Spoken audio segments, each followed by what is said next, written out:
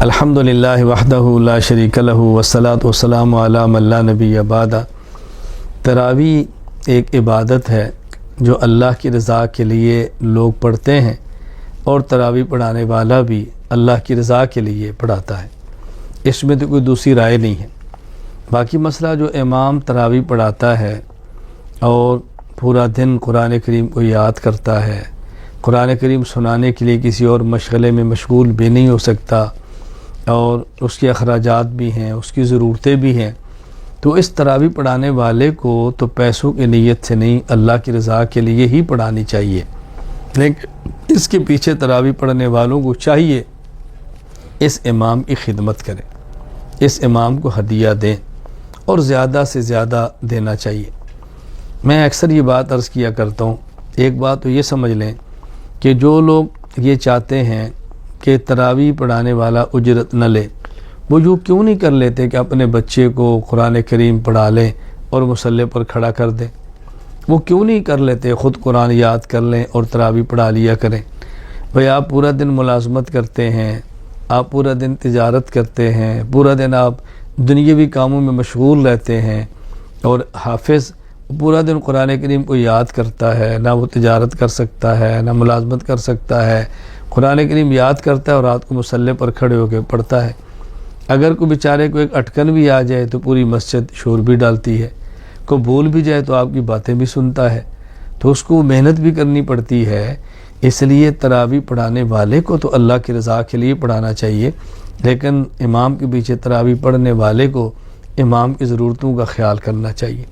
میں ایک بات یوں سمجھیں لطیفہ کا معنی خوش طبعی کے طور پر عرض کیا کرتا ہوں کہ جب ہمارے ہاں رمضان کا اخیر ہوتا ہے تو ہم اپنے بچوں کے لیے شاپنگ کرتے ہیں، جوتی لیتے ہیں، کپڑے لیتے ہیں، اور اس قدر اسراف کرتے ہیں الامان والحفیظ، ضرورت کی حد تک تو کوئی حرج بھی نہیں ہے، لیکن بہت آگے نکل جانے اس کی شریعت میں کیا گنجائش ہوگی۔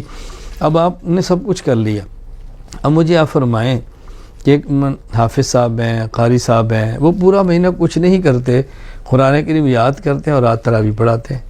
اب وہ اگر مہینے کے بعد گھر جائیں اور اہلیہ پوچھے بھئی میں نے کپڑے لینے ہیں، تو انہیں کہہ دے بھئی سورۃ النساء کا اجر تم لے لو۔ بیٹی کہتی ہے کہ ابو مجھے جوتی لے کر دے دے، تو کہ بیٹی سورہ بقرہ کا ثواب تم لے لو۔ اب بتاؤ اس سے کیا اس کے گھر کا ماحول ٹھیک ہو جائے گا؟ اس کی ضرورتیں پوری ہو جائیں گی؟ تو جس طرح آپ تراویح پڑھتے ہیں اجر کے لیے، وہ بھی تراویح پڑھاتا ہے اجر ہی کے لیے۔ باقی اس پر یہ دلائل پیش کرنا کہ رسول اکرم صلی اللہ علیہ وسلم اور دیگر انبیاء جب دین بیان کرتے تھے تو یہ فرمایا کرتے تھے یا قوم لا اسألکم علیہ اجرا یا قوم لا اسألکم علیہ مالا، اللہ کے بندو یہ نبی خطاب ان کو کرتے تھے جو نبی کے مخالف ہوتے تھے، جو کافر ہوتے تھے، جو مشرک ہوتے تھے، ان کو پیغمبر یہ بات کہتے ہیں کہ میں تم سے اپنی دعوت پر کوئی معاوضہ نہیں لے رہا۔ لیکن جو پیغمبر کے معتقد تھے، یا پیغمبر نے اپنی ضرورت کبھی ان سے بھی پوری نہیں کرائی، یا نبی کا معتقد ضرورت پوری کرے تو نبی نے مسترد کی ہے، ایسی بات نہیں ہے۔ میں ایک بات عرض کیا کرتا ہوں، ایک ہے ابو بکر صدیق، ایک ہے ابو جہل۔ تو رسول اکرم صلی اللہ علیہ وسلم جو فرماتے ہیں نا کہ میں تم سے کچھ نہیں مانگتا، یہ ابو جہل کو کہہ رہے ہیں، ابو بکر کو نہیں کہہ رہے۔ تو تم اس آیت کا مصداق ابو جہل کی جگہ پر کھڑے ہو کر خود کو نہ بناؤ۔ کیسی آپ نے عجیب بات کی، جو خطاب کو فار کو ہو رہا ہے وہ آپ اپنے لیے فٹ کر رہے ہیں۔ میں مزید سمجھانے کے لیے کہ تو دیکھو، مثلا میں ایک علاقے میں بیان کے لیے جاتا ہوں، اور جو عقیدہ کے اعتبار سے میرے مخالف ہیں، تو ظاہر ہے میں جب بیان کروں گا تو ان سے تو نہیں کہوں گا بھئی میں نے آپ کو عقیدہ سمجھایا ہے تو مجھے چائے پلاؤ، مجھے کھانا کھلاؤ، یہ میں نے آپ کے سونا ہے اسی آن کرو۔ وہ کہیں گے ہم نے بلایا تھا، کیوں آئے تھے تم؟ تو تم نہ آتے نا۔ تو ان کو تو نہیں کہوں گا نا، ان کو تو میں کہوں گا میں تمہیں عقیدہ بتاتا ہوں اور حرام ہے میں تم سے ایک چیز بھی مانگوں۔ لیکن جو میرے عقیدت مند ہے، میرے محبت والے، ان کے پاس آتا ہوں تو ان کو تو بندہ یہ بھی کہتا ہے کہ چائے پلاؤ، بھائی کھانا کھلاؤ، اور بھائی ذرا ایک کپ کافی بنا کے لاؤ۔ تو وہ کہ جی کیا اللہ کے نبی تو فرماتے ہیں میں کچھ نہیں، تم تو ہم سے مانگتے ہو۔ کوئی بھی ایسے نہیں کہتا۔ میں اس لیے گزارش کرتا ہوں فرق سمجھو۔ قرآن کریم میں جو انبیاء کا خطاب ہے کہ ہم کسی سے مطالبہ نہیں کرتے، وہ غیر ہیں، اور علماء جو تقاضا کر بھی لیں تو ان سے کرتے ہیں جو اپنے ہیں۔ اپن اور غیروں میں فرق ہوتا ہے، اپنائیت پیدا کرو، دوریاں پیدا مت کرو۔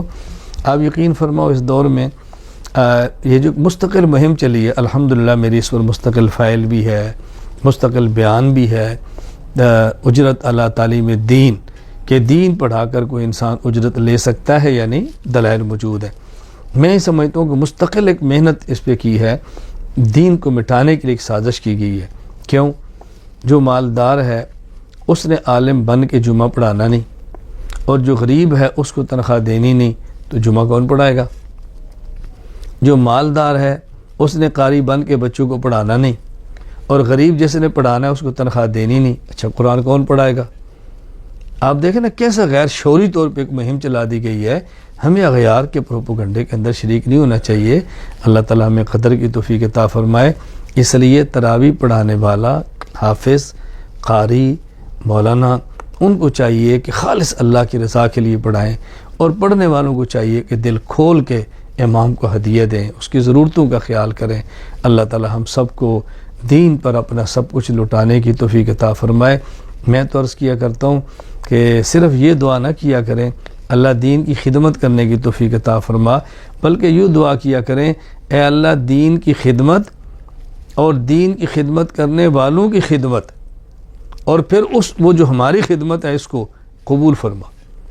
دین کی خدمت کرنے کی توفیق دے، دین کی خدمت کرنے والوں کی خدمت کرنے کی توفیق دے، اور پھر جو ہم نے خدمت کی اس کو اپنے کرم سے قبول فرما۔